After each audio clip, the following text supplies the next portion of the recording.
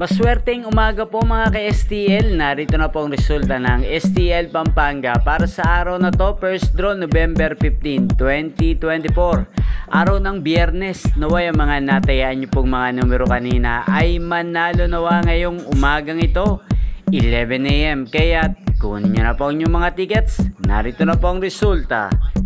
Ang mga numerong nanalo sa STL Pampanga ngayong umagang ito, November 15, 2024, 11 AM, first draw result.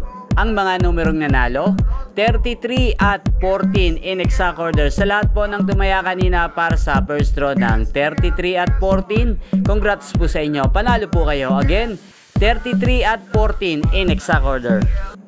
At ngayon, shoutout po natin sa STL Pampanga, si Ate Kyle. Ate Kyle ng Pampanga, shoutout po sa iyo. At sa lahat po ng mga taga Pampanga dyan na nanonood po sa channel na to, shoutout po sa inyo dyan sa may Mabalacat, Pampanga. Shoutout po sa inyo.